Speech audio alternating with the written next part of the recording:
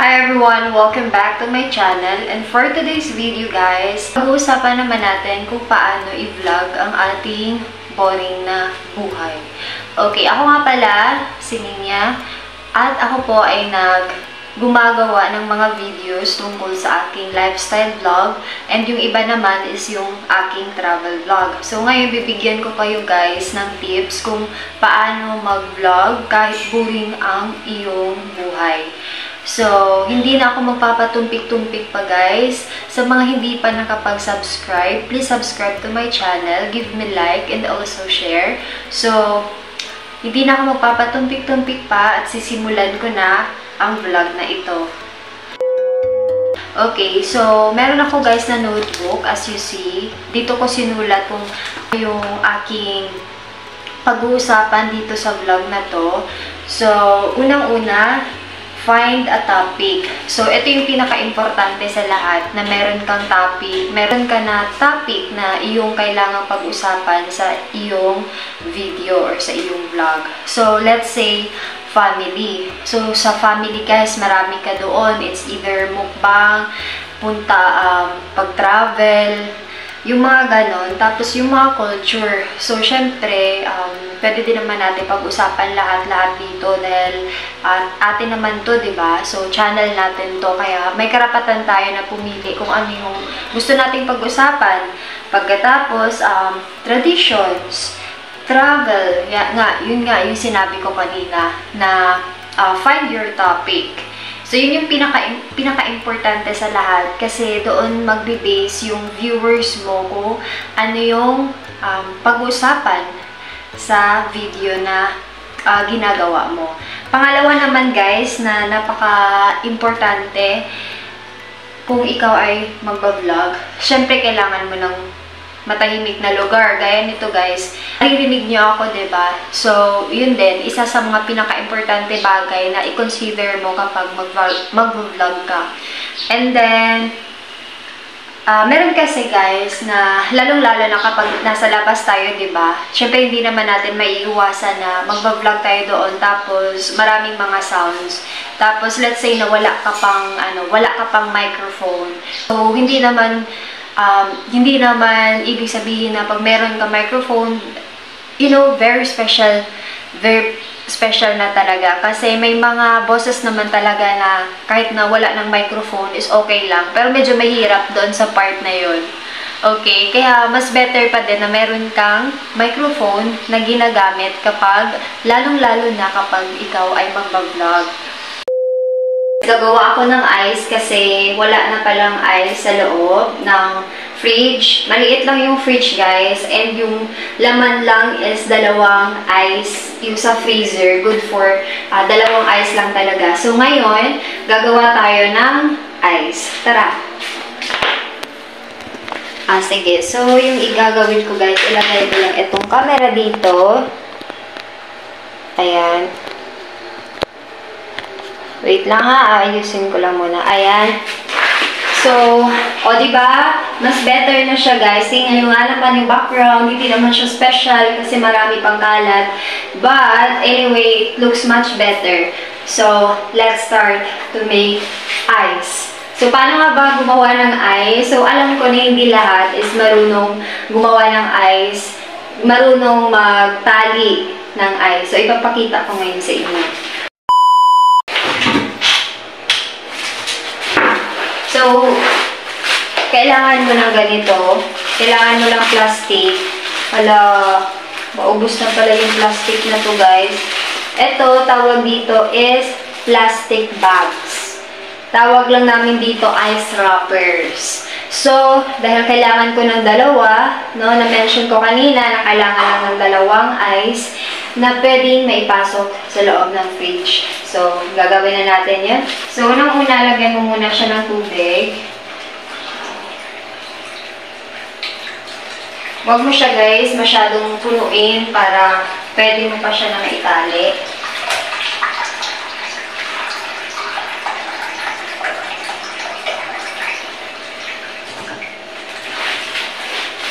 Okay. So, ito, hindi ko siya masyadong pinuno. Nakikita, di ba?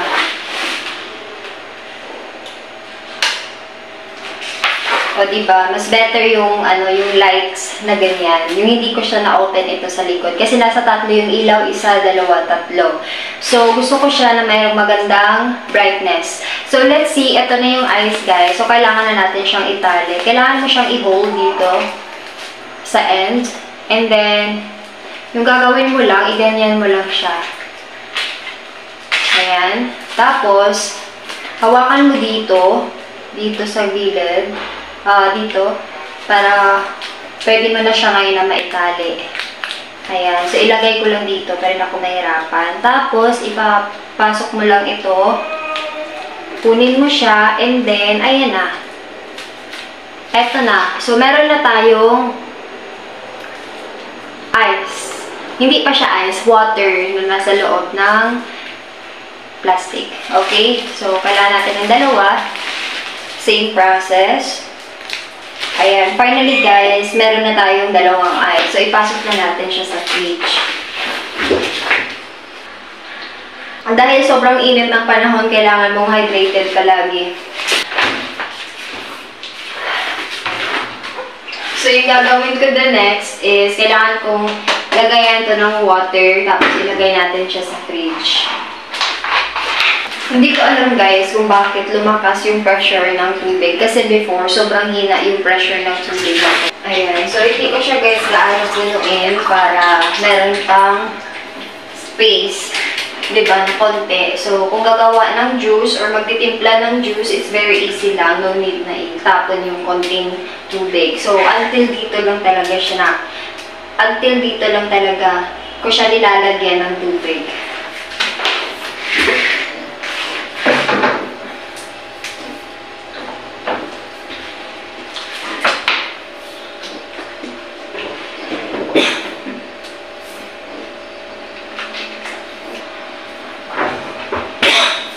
Ayan. So, nakita niyo na, guys, yung ginawa ko. So, ngayon, kuha tayo ng ibang angle ng ating video. That means, ilalagay ko siya sa ibang angulo. So, let's say, ilalagay ko siya dito. Kailangan ko itong chinelas. So, anyway, sobrang simple lang to, guys. If you are making a vlog. No, kahit hindi ganun ka-special. Let's see. Let's see like that. Is it still fine? Okay, so I will close the other one. I think I will close the two window, the two lights. So, ayan, another angle siya, guys. Pero meron ako nakikita na medyo, parang line dito sa gilid, which is not that good. So, yung gagawin natin, gamitan natin ito. Okay. Ayan. So, gagawin ko yung ganito, guys. Turo ko sa inyo kung paano yung angle. Ayan. It's much clearer. And still nakikita niyo pa din dito. Diba? So, yung gagawin ko dito. So, let's take a look kung okay yung lights and yung angle.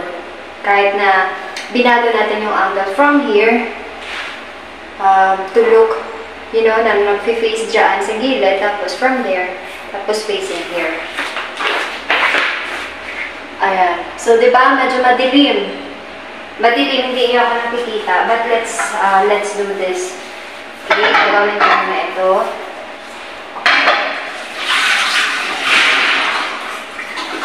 Oh, diba? So,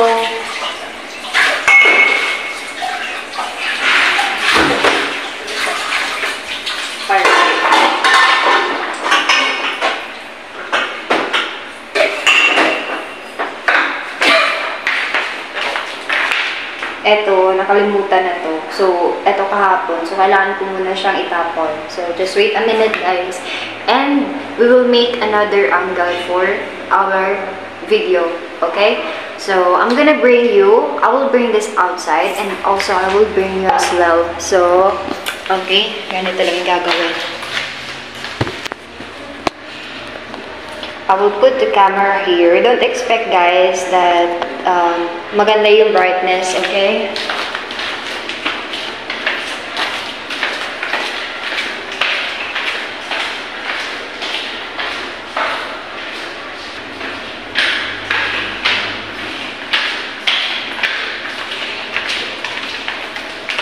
Ayan. So, naitapon na natin. For ganun yung angle, kasi hugasan ko to. Saan pwede natin? Saan angulo naman? Dito naman, sa gilid. Okay, let's try natin kung mag-work siya dito or hindi. Alright, so I think dito, much better. Hopefully, hindi siya maano na. Okay, so wait a minute guys, kasi kailangan kong i-move yung chair na to. Ayan, ganito. Okay, siguro dito naman sa baba. Lagyan natin siya ng angulo na dito sa baba, okay? So, ayan. It's little different, pero medyo madilim siya guys. So, let's try to open the lights for the brightness. Hindi din, di ba? Hindi din siya ganun ka-clear. So, anyway, so gagawin natin. Papalitan naman natin. Okay, i-move na lang natin siya dito. So, we will use this chair. Ito, nagamitin natin to. To use this. So, this is going to be may kalapitan. Wait lang ha, kasi ina-adjust ko. Alright. So, there you go. And, kunin natin yung lights dito. Saan yung mas better na lights? Dito.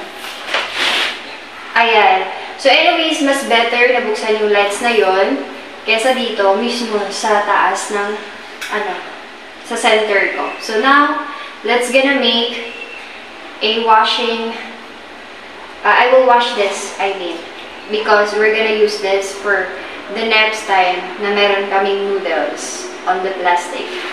So, hugasan ko na siya, and as you see, medyo madilim. So, you have to adjust that sometimes. So, I will try to adjust and give a brightness to this one while I'm, habang nag-edit ako mamaya. So, I will just show you na madilim siya. Ayan. Alright. Sorry. Ayan. So, tapos ko na siya mahugasan. And, if I move here, it looks much better. If I'm here, it's still better as long as I'm not that very far. I'm not here. Well, here it's still clearer, right? And when I move here, where's better? Here. Alright. So, yeah. So this is actually much better compared there and then a little far. No, para ma-caption yung mukha mo. So, ayan. That's how I move, the camera angles. That's how you can do a very simple vlog. Even it's kind of like boring kind of, of life you have right now. But you can make it as good if you are if you're a good editor, if you know how to play with the angle of your phone. So this is actually using only my phone, and this is how exactly I'm doing my own vlog. So I just want to show to you everyone that it's gonna work even you have cell phone. Ito na guys yung panghuli na aking itatalakay ngayon, which is audio. So, ayun nga guys, kung meron ka na lugar na medyo matahimik, tapos, hindi lang medyo matahimik, kundi matahimik, tapos, walang ingay, walang ugong ng sasakyan, walang ugong ng kung ano-ano. So, syempre yung audio din is napaka-importante. Kaya, i-consider mo din siya dapat. Guys, ang sama talaga ng pakaramdam ko ngayon kasi nangangati yung aking lalamunan. Wait lang guys ha, kasi munti ka na mahulog yung phone ko. Alright, kumakati yung lalamunan ko ngayon. Hindi ko alam kung baka uubuhin niya ako kasi something na makati talaga siya guys. Hindi ko alam. But, hindi ako uminom ng gamot. Siguro mag-water therapy lang ako. And hopefully, mawala naman na siya. So, ayun lamang, hindi ko alam kung makapag-live ako mamaya. Hindi pa ako dun sure kasi Makati talaga, sobrang disturbing para sa akin, lalo-lalo na kapag magsalita ako. Kaya nga, di ba, yung editing, ang dami talagang mabago pag marunong kang mag-edit. And kung ano, i-consider mo din yung isa pa, yung ano yung apps na gagamitin mo kapag mag-edit ka. Yung sa akin kasi yung ginagamit ko, CapCut, that's almost for a year na. More than a year ko na siyang ginagamit. So, before, ginagamit ko guys is yung KineMaster. And yung KineMaster, meron pa rin siya na logo sa taas, which I don't like it that much. And that's why I decided to search for something na editor for the vlogs that I'm making every time I editing or I'm making my own vlog. So, ayun din, isa din yun sa kailangan mong i-consider. Anyway nga pala, napag-usapan yan kahapon sa aking live, which is about mga editing. Meron din na Filmora, guys. You can try it as well. So, ayun. And ano pa yung mga dapat na i-consider, lalo-lalo na kapag mag-vlog ka and hindi naman siya ganun ka-special. Mas better na mas makapag-communicate ka sa audience mo or sa lahat ng mga nanonood, buong mundo man yan, or kung saan palupalop ng mundo. So, ayun lamang. And then, syempre, i-consider mo din yung time mo kasi may mga times talaga na tinatamad ka din, di ba? So, hindi ka naman perfect na palagi kang go ng go ka. Kasi meron ka din naman na private life na kailangan mong unahin, kailangan tupagin. Consider these 3 important things. So, let's find a topic. Next, find a quiet place to shoot your video. And then, the last one is yung audio. O, diba, napaka-easy lang po yan. So, ayan lamang guys yung aking video na ito. And sa lahat ng bago, maraming salamat sa panonood. See you sa aking next vlog. Bye, everyone! Hi everyone! So, good morning. So, for today's video guys, gagawa ako ng ice kasi wala na palang ice sa loob ng fridge. Maliit lang yung fridge guys, and yung laman lang is 2 ice. Yung sa freezer, good for 2 ice lang talaga. So, ngayon, gagawa tayo ng ice. Tara! Sige. So, yung igagawin ko guys, ilagay ko lang itong camera dito. Ayan. Wait lang ha, ayusin ko lang muna. Ayan. So, o diba, mas better na siya guys. Tingnan nyo nga naman yung background, hindi naman siya special kasi marami pang kalat. But, anyway, it looks much better. So, let's start to make ice. So, paano nga ba gumawa ng ice? So, alam ko na hindi lahat is marunong gumawa ng ice, marunong magtali ng ice. So, ipapakita ko ngayon sa inyo.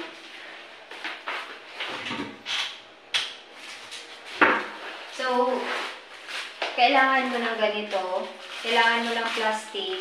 Wala, maubos na pala yung plastic na to guys. Ito, tawag dito is plastic bags. Tawag lang namin dito ice wrappers. So, dahil kailangan ko ng 2, no, na-mention ko kanina na kailangan lang ng 2 ice na pwedeng maipasok sa loob ng fridge. So, gagawin na natin yun.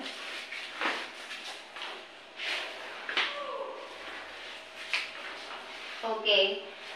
So, unang-una, lagyan mo muna siya ng tubig. Huwag mo siya guys masyadong punuin para pwede mo pa siya na maitali.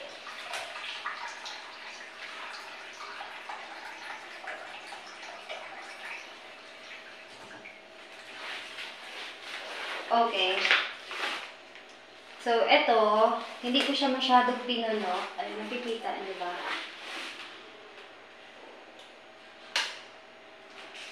O, diba? Mas better yung, yung lights na ganyan. Yung hindi ko siya na-open ito sa likod. Kasi nasa 3 yung ilaw, 1, 2, 3.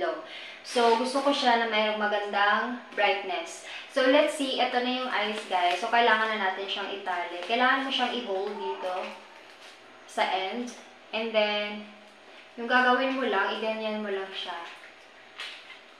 Ayan. Tapos, hawakan mo dito sa gilid, dito, para pwede mo na siya ngayon na maitali.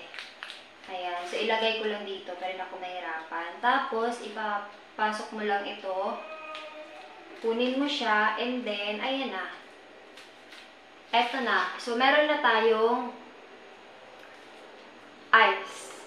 Hindi pa siya ice, water na nasa loob ng plastic. Okay? So, kailangan natin ng dalawa.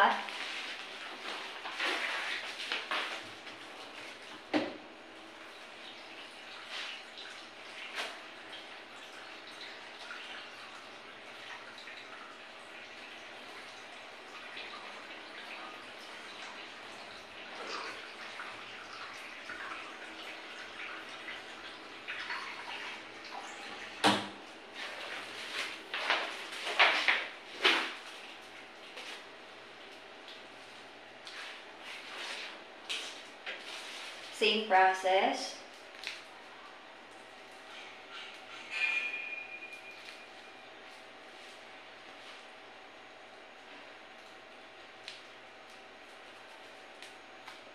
Ayan. Finally, guys, meron na tayong dalawang ice. So, ipasok na natin siya sa fridge.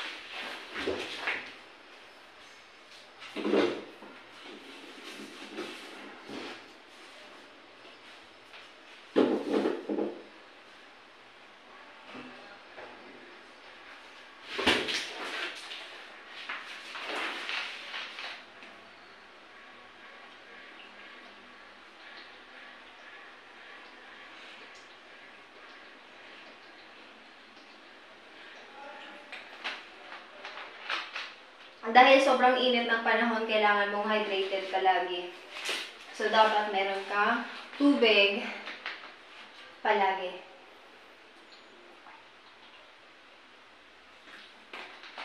Okay? A friendly reminder.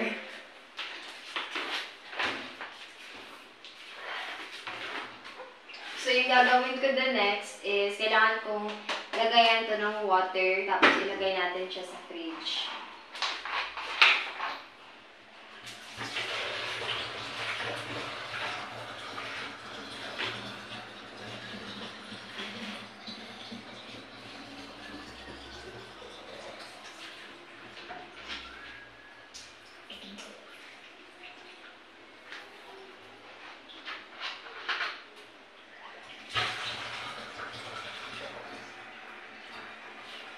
Hindi ko alam guys kung bakit lumakas yung pressure ng tubig. Kasi before, sobrang hina yung pressure ng tubig natin. O diba, bilis lang siya mapuno.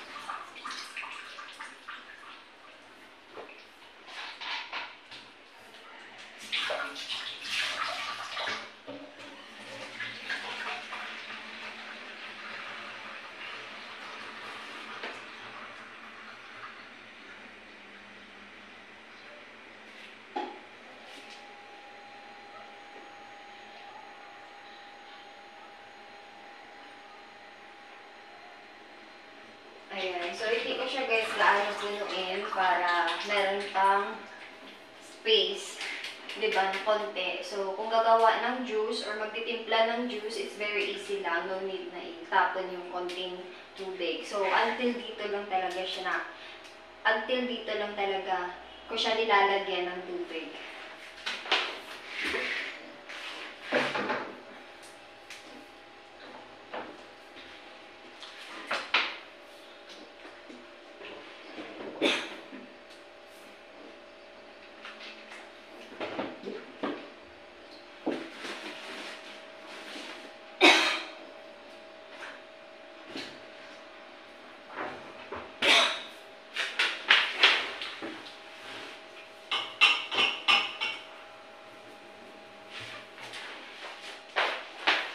Ayan. So, nakita niyo na guys yung ginawa ko. So, ngayon, kuha tayo ng ibang angle ng ating video. That means, ilalagay ko siya sa ibang angulo. So, let's say, ilalagay ko siya dito. Kailangan ko itong chinelas. So, anyway, sobrang simple lang to guys. If you are making a vlog. No, kahit hindi ganun ka-special. Let's see. Let's see like that. Is it still fine? Okay, so I will close the other one. I think I will close the two window, the two lights. So, ayan, another angle siya guys, pero meron ako nakikita na medyo, parang line dito sa gilid, which is not that good. So, yung gagawin natin, gagamitan natin ito. Okay. Ayan. So, gagawin ko yung ganito guys. Turo ko sa inyo kung paano yung angle. Ayan. It's much clearer and still nakikita niyo pa din dito, 'di ba? So yung gagawin ko dito. So let's take a look kung okay yung lights and yung angle. Kahit na binago natin yung angle from here to look, na nag-face dyan sa gilid, tapos from there, tapos facing here. Ayan. So 'di ba, medyo madilim.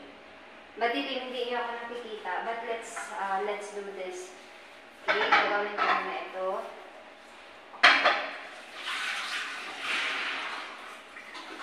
Oh, diba? So,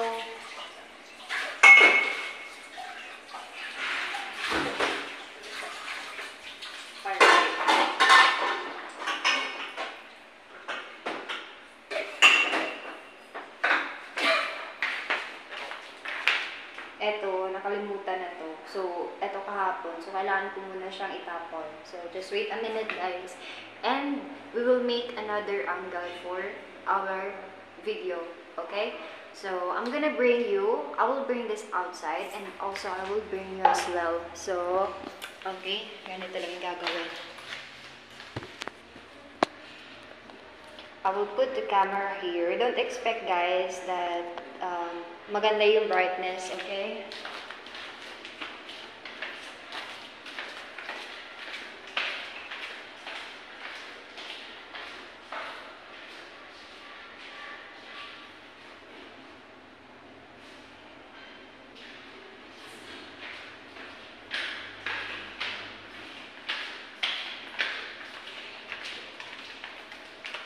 Ayan. So, naitapon na natin. For ganun yung angle, kasi hugasan ko to. Saan pwede natin? Saang angulo naman? Dito naman, sa gilid. Okay, let's try natin kung mag-work siya dito or hindi.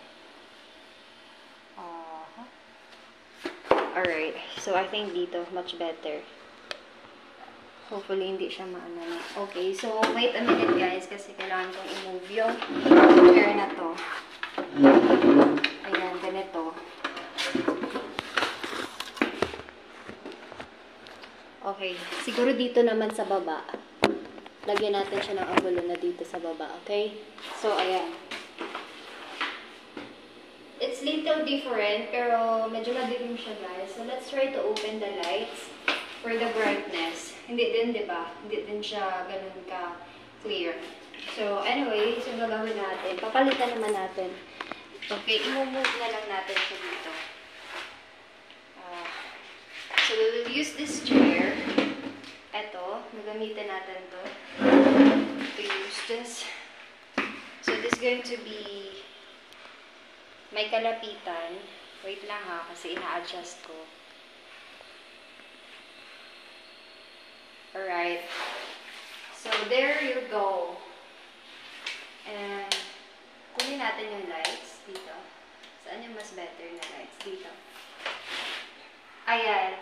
So, anyways, mas better na buksan yung lights na yon kesa dito, mismo sa taas ng, sa center ko. So, now, let's gonna make a washing, I will wash this, because we're gonna use this for the next time na meron kaming noodles on the plastic. So, hugasan ko na siya, and as you see, medyo madilim. So, you have to adjust that sometimes. So, I will